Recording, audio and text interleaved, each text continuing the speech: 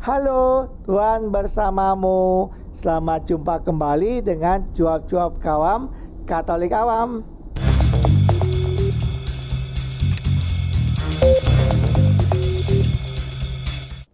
Apa kabar Bapak dan Ibu, kakak dan adik, saudara-saudara, teman-teman dan rekan-rekan semua? Semoga baik adanya, sehat, sejahtera, dan bahagia. Mari bersama dengan Cuap-Cuap Kawam Katolik Awam, kita membaca dan mendengarkan bacaan dan renungan hari ini.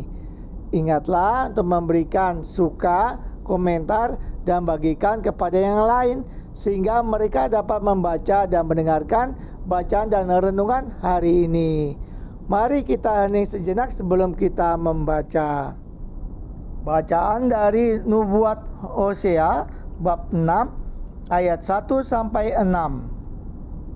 Mari kita akan berbalik kepada Tuhan, sebab Dialah yang telah menerkam dan yang akan menyembuhkan kita, yang telah memukul dan yang akan membalut kita.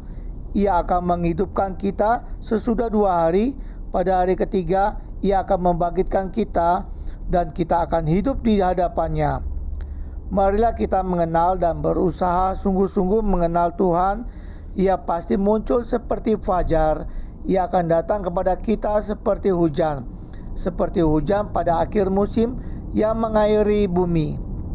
Apakah yang akan kulakukan kepadamu, hai Efraim? Apakah yang akan kulakukan kepadamu, hai Yehuda?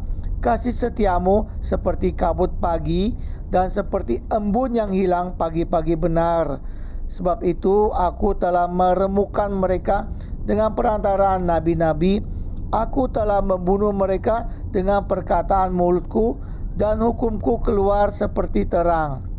Sebab aku menyukai kasih setia dan bukan korban sembelihan, dan menyukai pengenalan akan Allah lebih daripada korban-korban bakaran. Demikianlah sabda Tuhan. Syukur kepada Allah. Inilah Injil suci menurut Lukas bab 18 ayat 9 sampai 14. Dan kepada beberapa orang yang menganggap dirinya benar dan memandang rendah semua orang lain, Yesus mengatakan perumpamaan ini. Ada 2 orang pergi ke bait Allah untuk berdoa. Yang seorang adalah Farisi dan yang lain pemungut cukai. Orang Farisi itu berdiri dan berdoa dalam hatinya begini, Ya Allah, aku mengucap syukur kepadamu karena aku tidak sama seperti semua orang lain. Bukan perampok, bukan orang lalim, bukan pezina, dan bukan juga seperti pemungut cukai ini. Aku berpuasa 2 kali seminggu. Aku memberikan 1/10 dari segala penghasilanku. Tetapi pemungut cukai itu berdiri jauh-jauh, bahkan ia tidak berani menengadah ke langit, melainkan ia memukul diri dan berkata, Ya Allah, kasihanilah aku orang berdosa ini. Aku berkata kepadamu, orang ini pulang ke rumahnya sebagai orang yang dibenarkan Allah, dan orang lain itu tidak. Sebab barang siapa meninggikan diri, ia akan direndahkan. Dan barang siapa merendahkan diri, ia akan ditinggikan. Demikianlah sabda Tuhan. Terpujilah Kristus. Barang siapa meninggikan diri akan direndahkan, dan barang siapa merendahkan diri akan ditinggikan. Kata-kata Yesus dalam ayat terakhir bacaan Injil hari ini, bagi saya pribadi itu menjadi nasihat rohani yang sangat berharga untuk kita pada hari ini di masa Prapaskah ini, yang bisa menjadi bahan permenungan kita, menjadi bahan atau menjadi penuntun dalam perjalanan hidup kita hari ini, di mana kita diundang untuk menjadi pribadi yang rendah hati, menjadi pribadi yang semakin menyadari dirinya sendiri.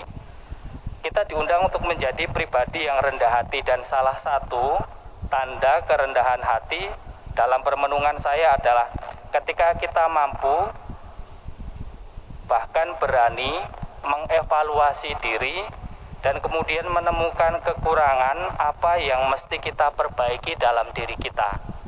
Melihat dalam diri kita, melihat kekurangan kita, dan melihat apa yang mesti diperbaiki dalam kehidupan kita. Itu saya kira menjadi salah satu ciri, menjadi salah satu tanda bagaimana orang itu memiliki kerendahan hati. Ketika orang menyadari bahwa ada yang harus diperbaiki dalam dirinya, bukan melihat apa yang harus diperbaiki dalam diri orang lain, seperti orang Farisi yang berdoa di dalam rumah ibadah, di dalam bait Allah.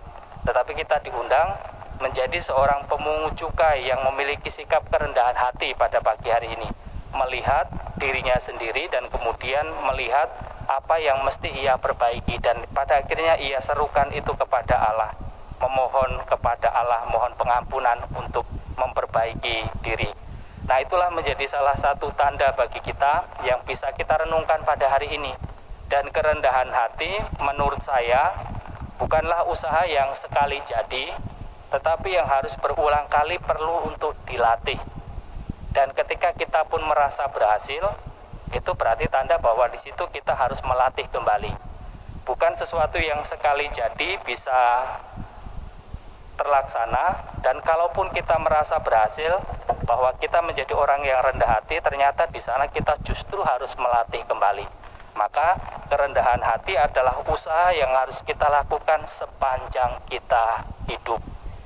Itu menjadi kesempatan bagi kita, kemampuan menjadi orang yang rendah hati, karunia menjadi orang yang rendah hati, dan kemampuan untuk mengevaluasi diri kita sendiri, itu bisa menghasilkan berkat, bisa lebih bermanfaat dan bisa lebih menghadirkan berkat bagi kita, terutama dalam perkembangan hidup rohani.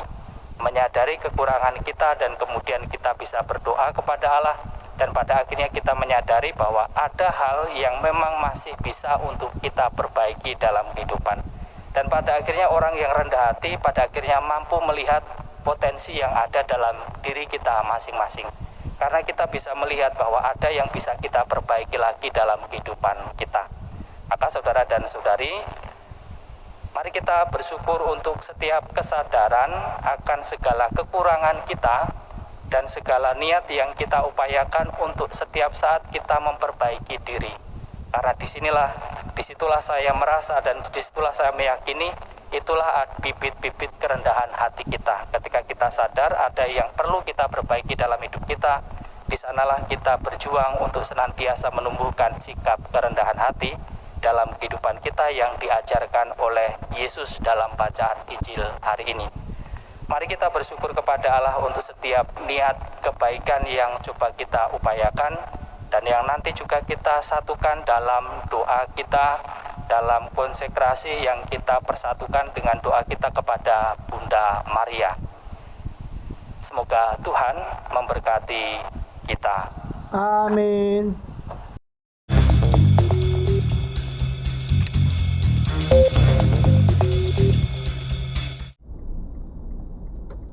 Tuhan bersamamu. Terima kasih Bapak dan Ibu, kakak dan adik, saudara-saudara, teman-teman dan rekan-rekan semua yang telah ikut membaca dan mendengarkan bacaan dan renungan hari ini. Sampai jumpa kembali dengan cuap-cuap kawam Katolik Awam. Salam sehat, sejahtera dan bahagia. Tuhan memberkati.